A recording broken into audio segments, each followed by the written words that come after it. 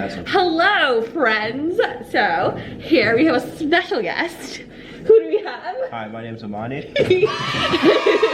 So my name's a friend I met in the past year, and we met at Big Red Barn, which is like a happy hour type of place at Cornell. So he graduated in May of 2017, and I graduated in May of 2018. And Well, I was an ILR major while I was here at Cornell, and now I work for a real estate developer in Ithaca, doing like student housing.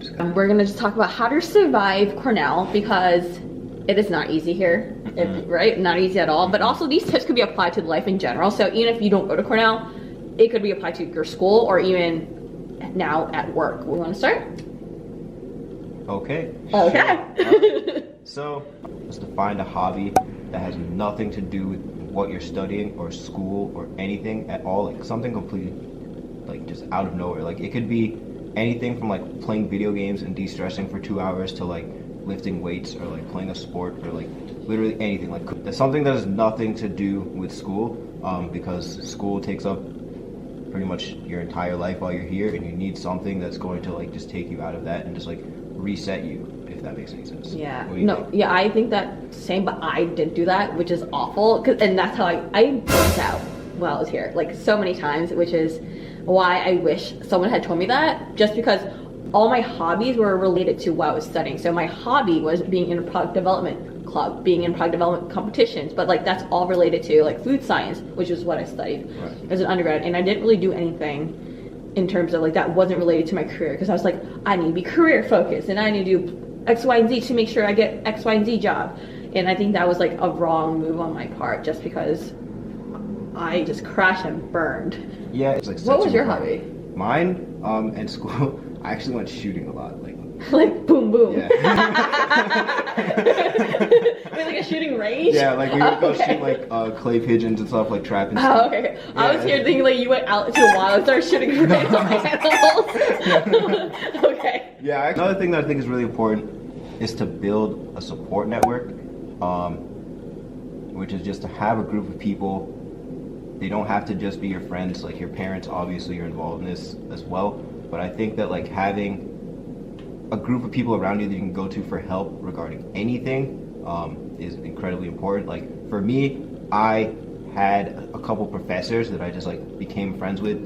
I'm from Ithaca, so I have like a couple professors who are like friends, like parents and stuff, and so like I was able to, you know, just go up to them. I could email them and be like, hey, you want to get a coffee? I want to talk about stuff.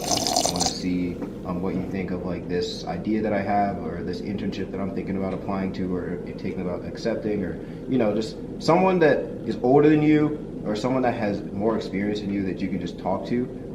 And like, I mean, that's just, I guess, one facet of your support network. You definitely also want to have some peers that you can just go to who are going through the same thing you are, because like everyone's in the same boat. Like everyone's struggling with prelims and projects and like all this stuff, and you just like sometimes you just need to vent, and sometimes you just need someone to talk to.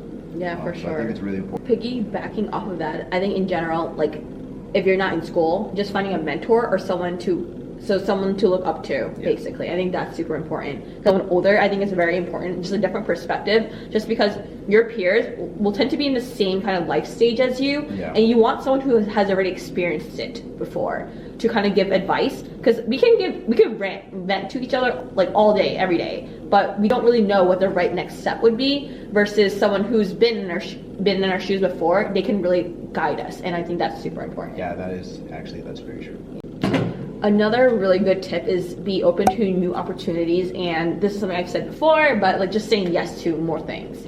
This is your time. Like I feel like your 20s is your time to just explore everything and anything, because you don't have anything like responsibilities while you're in school, but also in your 20s in general, just because you're just trying to explore yourself and figure yourself out. And like, who are you? Because I don't know who I am, and I'm 23 and I'm still trying to figure things out. So I think this is just, at least college is like a really great place to explore new things, say yes to any new opportunities. You may be uncomfortable, it may be something you're so unfamiliar with, but I feel like you grow the most when you do something like you're uncomfortable with. That's true, yeah. Yeah, so I think so. Yeah, stepping out of your comfort zone is definitely something that I'm glad that I did while here. Another piece of advice I have is make sure that you're always taking care of yourself. It's just very easy to forget to do that, especially like here, or just I mean, I guess Anywhere. now like I'm working, so it's a little different. Like you kind of get into a routine like after college, where you're just like doing, like like doing your skincare and like taking a shower. Wait, you have a skincare exactly. routine? Yes, I do. This shit is glowing. Do you guys want a video about his skincare routine? Absolutely I think that would be amazing.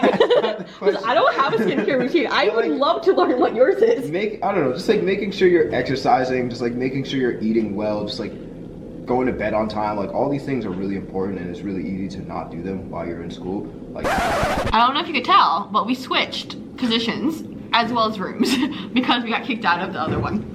Learning how to prioritize. And again, this is not only just being at Cornell. You have to learn how to prioritize in all aspects in your life. So just know what's important to you and what's not. And that's how I do my work. Of course, there are deadlines you have to meet, and make sure you meet those deadlines. But if you don't prioritize things and you're kind of just like floundering around and going, at least I do, I get a little nuts when I don't prioritize things, and I'm just like, oh my god, I have a million things to do.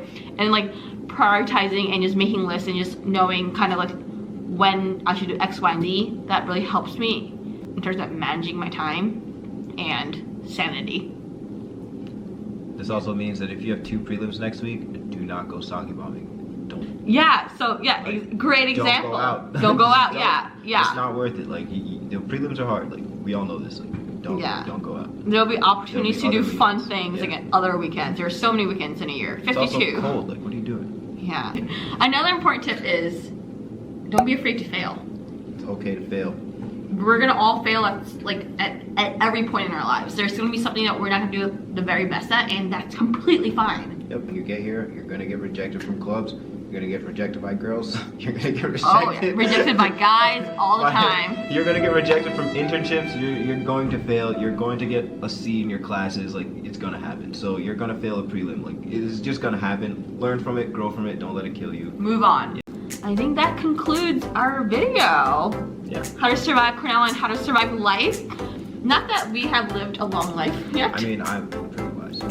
I think I'm a wise person too. But of course, 10 years from now, we're gonna probably look back at this and be like, yeah, we're idiots. you were idiots.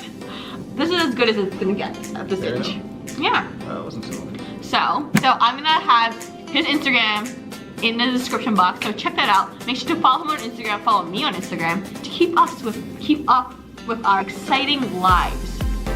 Yeah. Okay, bye guys.